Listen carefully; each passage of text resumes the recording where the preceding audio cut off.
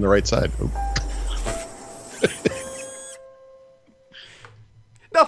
Nothing can go right today, folks. Welcome back to First Ring Daily Live, where the fun never really stops. It's just a perpetual thorn in our side, actually. I just pulled a muscle in my stomach. Jesus. Didn't you just tweet about how healthy you were, and here you are pulling muscles and laughing?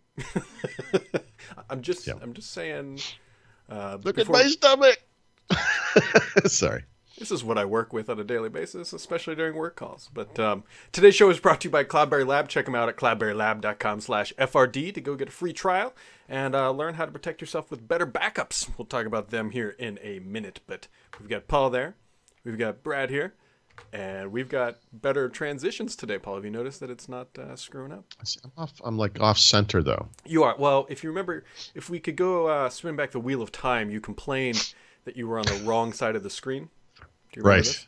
I do. And many people complained. This really threw people for a loop. It really did. And I remembered that was an issue approximately 19, maybe rounded up to 20 seconds before the show started. And so I swapped them, but... so which way do I need to go? This way? The other way. Because if you think about it, you would have been leaning in, and then it would have looked right. But now you can just sit fully in front of the church curtains. There we go. How you doing? Find a way to hardwire up something to the screen. But does this... I can only partially see that image, but it looks like a beautiful outdoor scene that is not being replicated today in any way, shape, or form. Do you recognize where this is, Paul? Well, I assume it's Hawaii from the... over by the pool. Yep. Oh, is that where we worked at one time when they were cranking music when no one was there? Yep. Yes, I remember it fondly. You can see my headphones here. I was editing video of hands-on with an ARM device, and I was looking for a Surface picture. And surprisingly, I typed in Surface in Google Photos. This is like the craziest thing to me. I typed in Surface, not laptop, not computer, and it pulled this thing up. It actually recognizes Surface. Yeah, that's... Interesting. Yep. Paul, I believe people have been asking because I've had these things now 24 hours. I will do a proper write-up here at some point. I believe I've made the greatest purchase of 2018 so far. Okay. What is that? I am pleased as punched with the Sonos ones. They are they're turning out to be actually much better than I thought. Although I'm going to give you the short take of the post that will be coming, and Paul and I have talked about this all the time. You are either all Sonos or no Sonos. Yeah. Do not plan on buying. Yeah, don't dabble. Right. Don't buy two speakers. Don't do anything else. If you can't afford it, you can buy them over time. But don't think you can have two Sonos speakers over here and then two something else's over here. Right. That's not going to work. Right. And I'm very big fan of buy them over time because unless you just have money laying around, feel free to send me some. But they are quite expensive. But it integrated, as you would expect, perfectly with, I don't want to say the Amazon Assistant. The only downfall to this thing is, so I have one in I bought two of them. One of them's here in my office. The other one's in the kitchen. The biggest downfall here is that if you scream at it, the response only comes out of the speaker that it heard you from. So it's not like it comes across all of them. But the big benefit and the biggest reason I wanted this, because it didn't work so well plugging into the line in on my Play 5, is that I can now ask the Amazon device to play any song or whatever, and it says, yep, and it reads you the name of the cover, the artist, and then it starts playing, and it's on every speaker in the house. And that is what I wanted, and that is what was delivered. All right. Yep. I mean, I'm not surprised they're good speakers. Yeah, I mean, I have older Sonos ones. Yeah.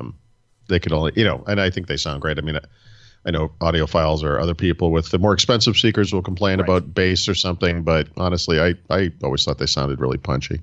Yeah, no, they're good. So if you were on the fence and you're in the ecosystem already, highly recommend it. I'm still anxiously awaiting to see how this Google Assistant thing plays out with it, because that's supposed to be coming too.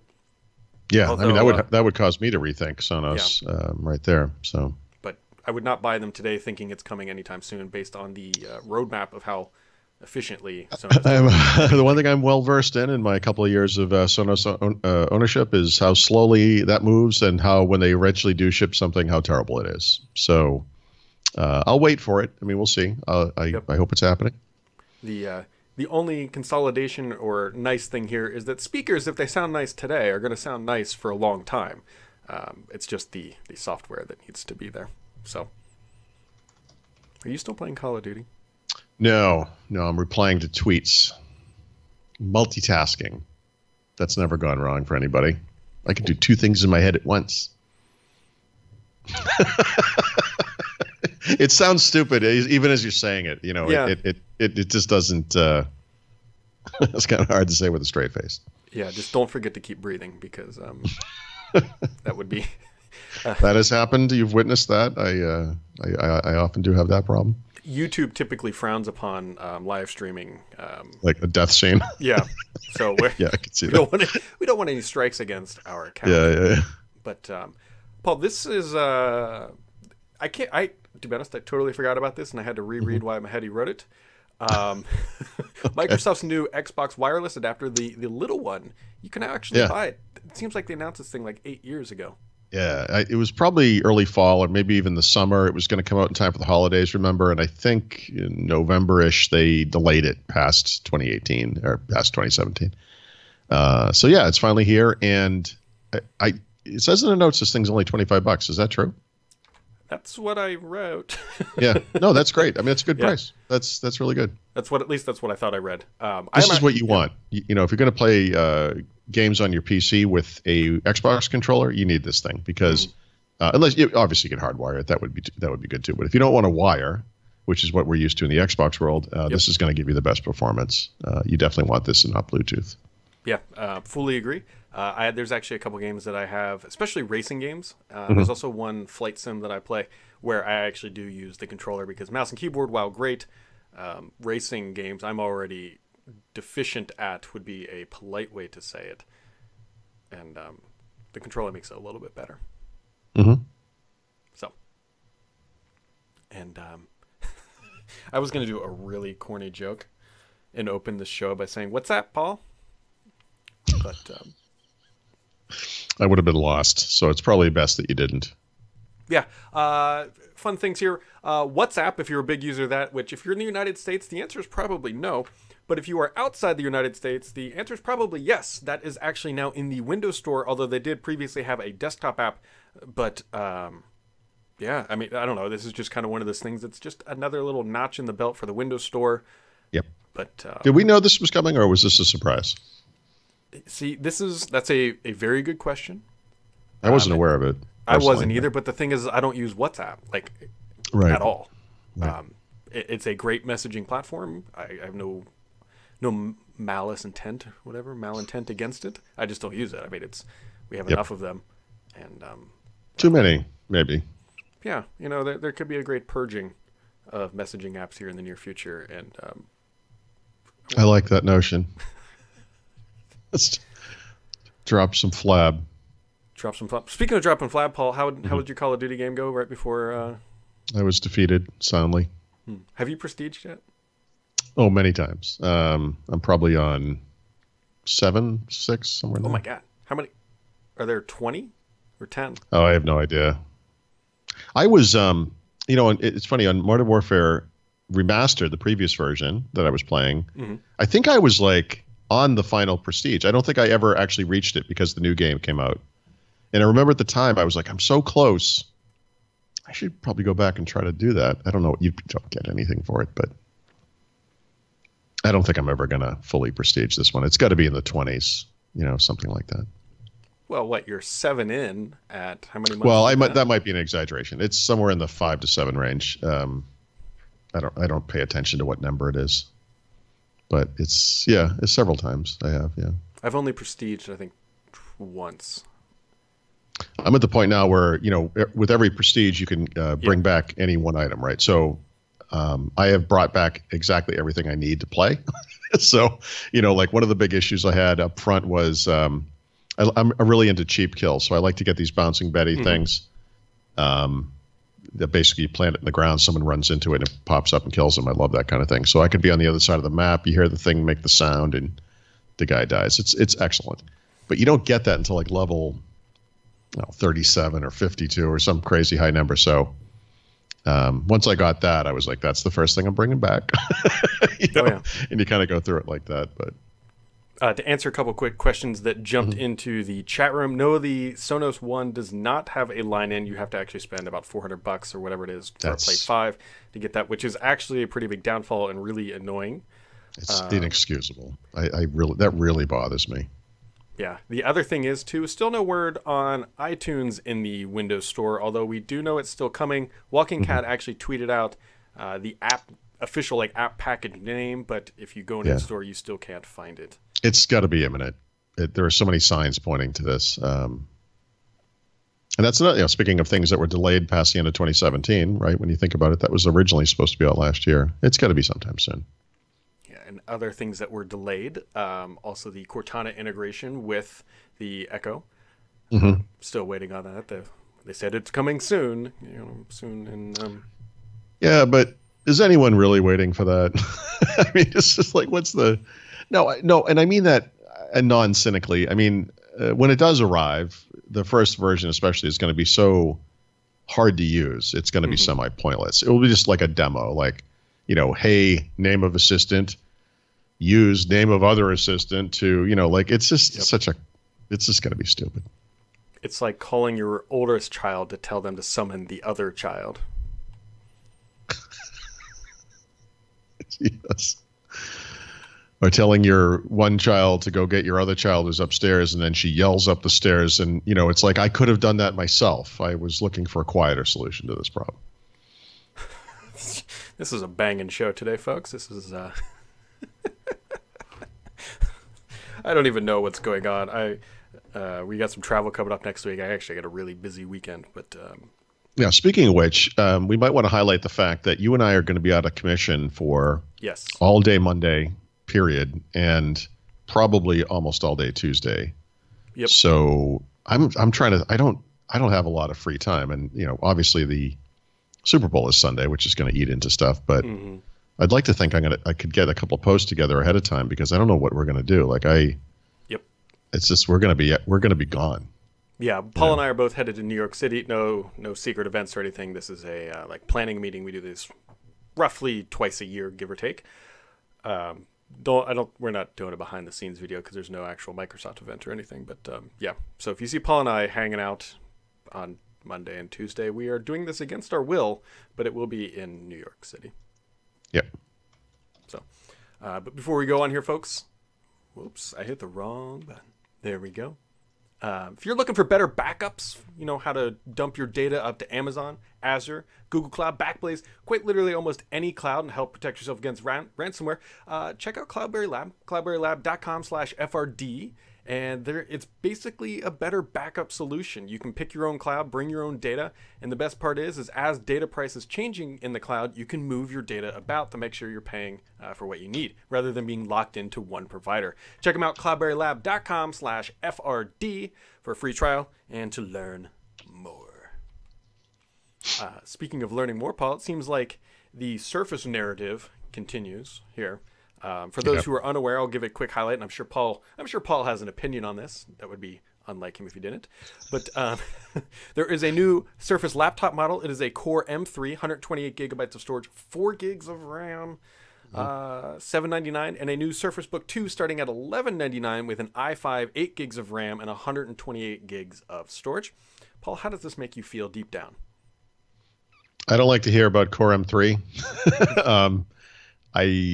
I think anyone would agree that Surface products are overpriced, and whether or not you agree with that, they are not selling in great numbers, so they need to do something. So I think introducing lower-end offerings is a reasonable thing to do. Honestly, what I'd rather see is a Core i5 at that price, and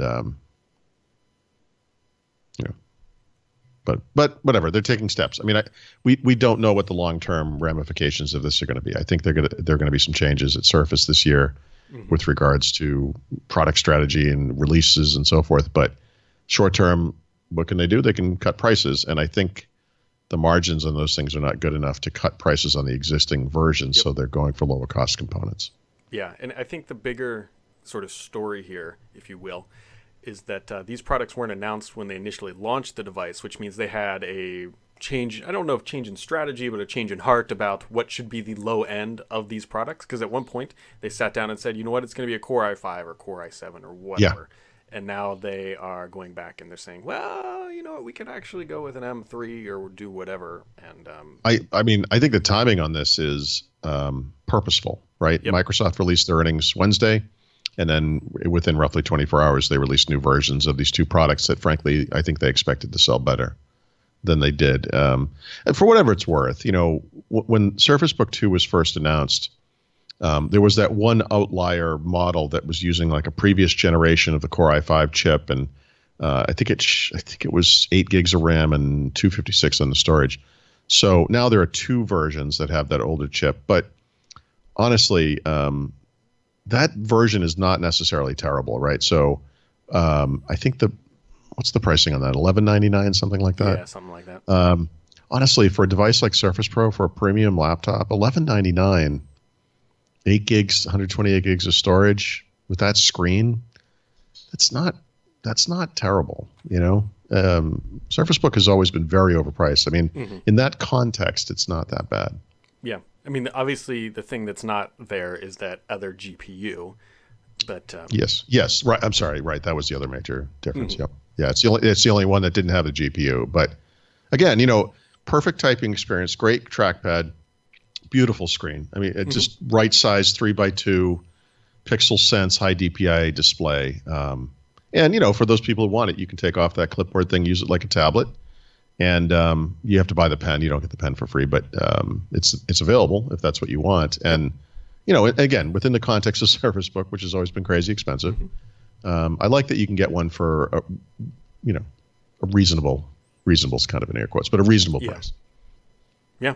One of these things is we don't really know how this is going to impact sales or anything else until the quarter ends.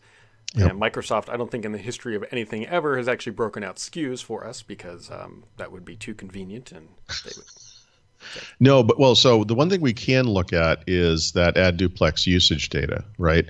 And you know, this is machines in use, and so over time it becomes less and less relevant unless Microsoft ships new devices. But what's interesting about say Surface Book 2, Surface Laptop, the new Surface Pro, is that those usage numbers are absolute because they've only been in the market for less than a year and they're all running Windows 10. So it's not like there are other versions of them out somewhere else. And so when you see, I don't know these numbers off the top of my head. I went back and looked to see when the most recent numbers for those devices were, and it was in November.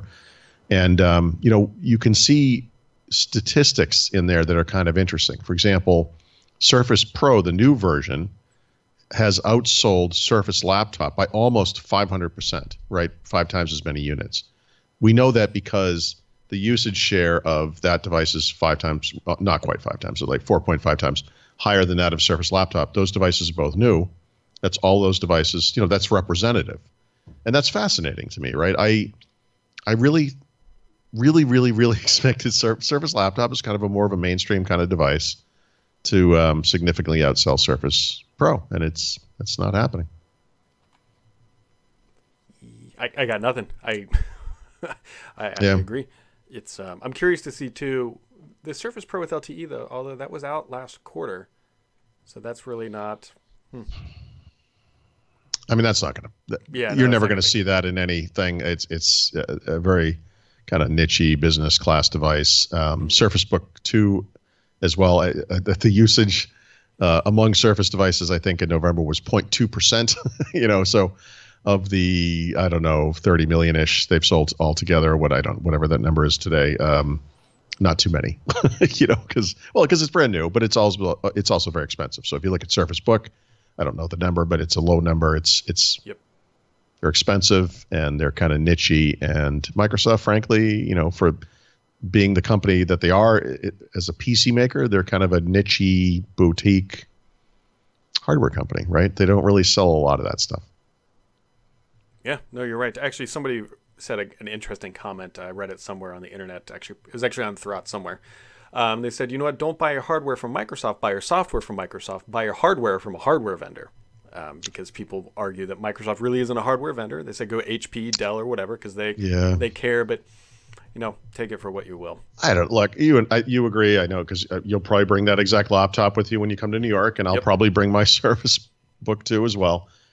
We love these things, and people who own them love them, and there's a reason. I mean, they are really nice. And I mentioned the typing and the trackpad and the screen and all that stuff. There's something about the combination of all that stuff that is special. There's no doubt about it.